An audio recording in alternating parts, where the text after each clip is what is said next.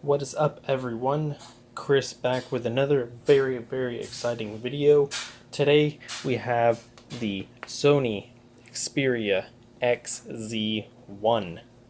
So this is Sony's latest flagship. They do also make the XZ1 Compact, but I decided to go with this variant for a few reasons, which I'll get into in this video. I'll leave the link where you can purchase this. They are selling now on Amazon for, I think even right now, for $650, but I know they originally came out for $700. Specs: got a 19 megapixel camera, 13 megapixel front facing camera, 5.2 inch screen, 2700 milliamp hour battery, Snapdragon 835, 64 gigs of internal storage, 4 gigs of RAM, and also is IP68 rating. Alright, there we go.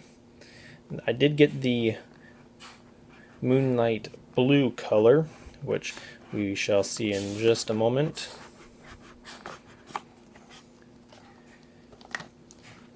And these are pretty much the different colors: silver, blue, black, and then a like rose gold pink color. Here is the phone itself. Let's just set that aside for right now. Since it's an unboxing, let's see what's inside. So this is the European model, so it does have the European charging plug, which does support quick charging 3.0. And the ones on Amazon that I'll leave in the link are the American model.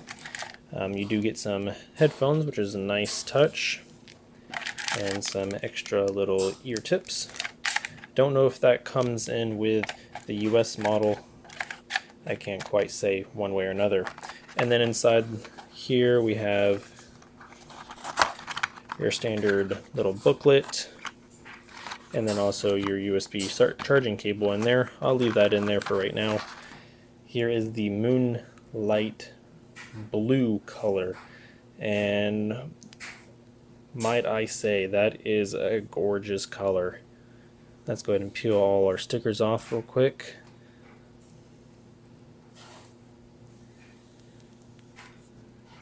This feels such a premium device. I love the rounded corners, the metal body.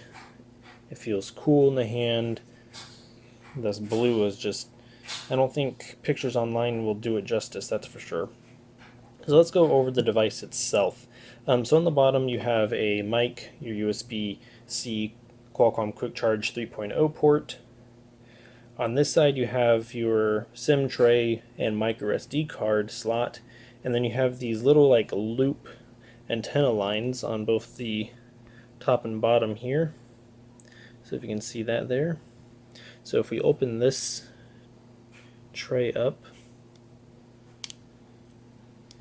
that'll pull out for your micro SD card, and then inside here is where you'll put your SIM. There's another little tray in there. I'm not sure if we can get that. So yeah, there's a tray there that also pulls out. Alright, so onto the top we got another mic and a wonderful headphone jack, which more and more flagships now in 2017 don't have. Probably the Pixel will not have. And on this side we got the most infamous button of all for Sony devices, which is a dedicated camera shutter button. This is a two-step, so basically half press to focus and full press to take the photo.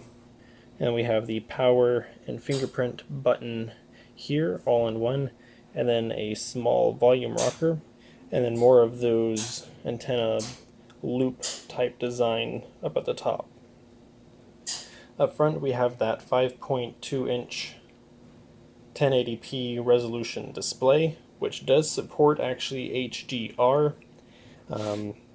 It's their tri-luminous display technology.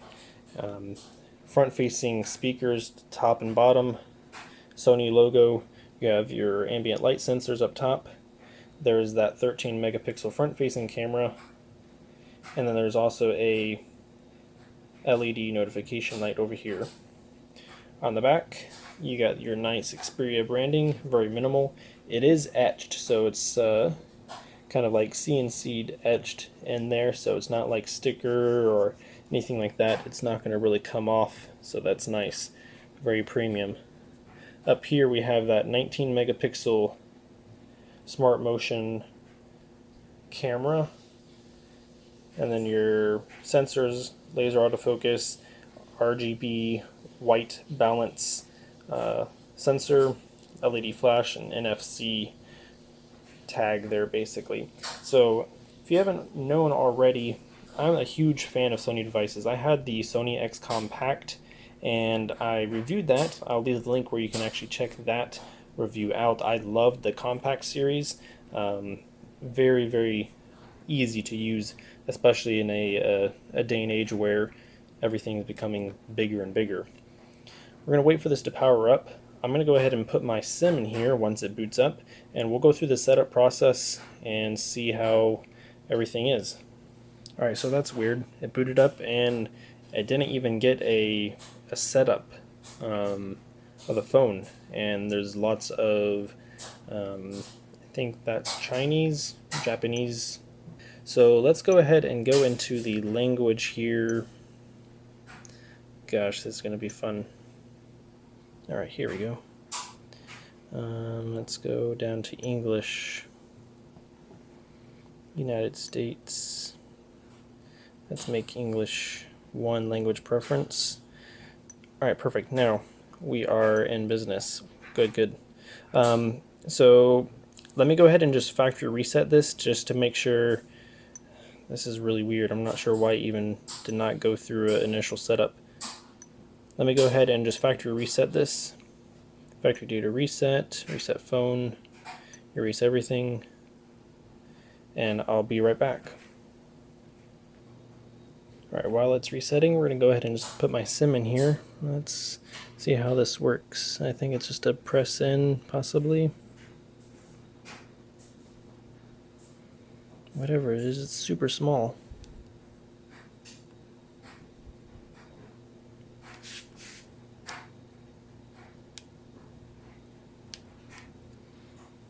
Alright, got it. Finally had to use a fingernail to get in there. So this is a really, really small nano SIM tray. Holy cow. That is delicate. Do not break this or your SIM card will not fit.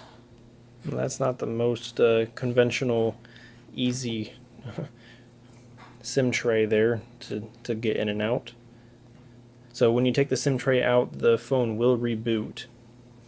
But man, I love this feel.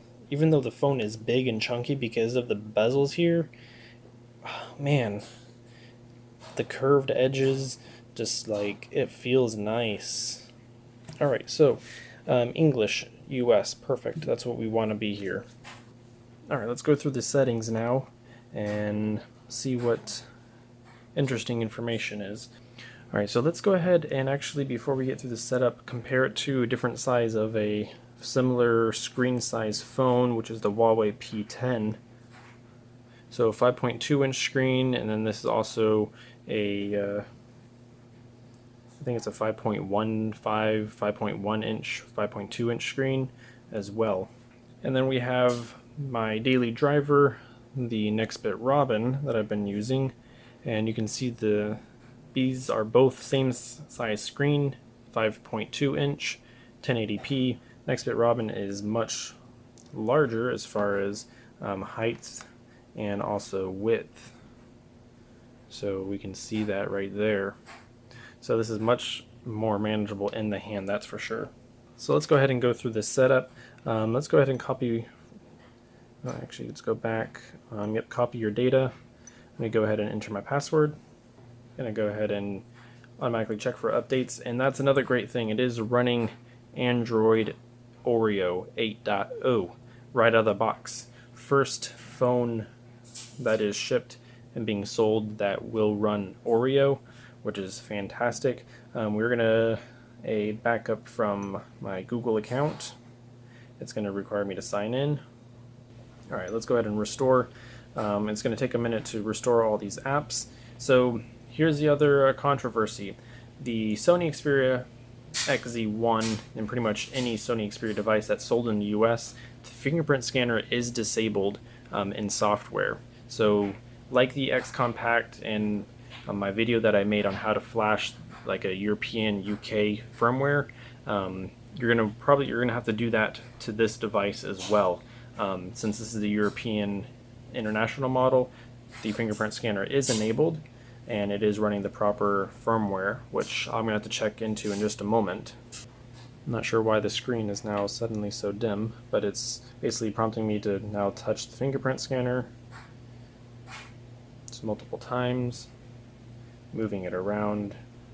Alright, and then let's go ahead and add another one for my thumb. Vibration is very subtle, but it feels nice and responsive. Alright, that is done. Google Assistant.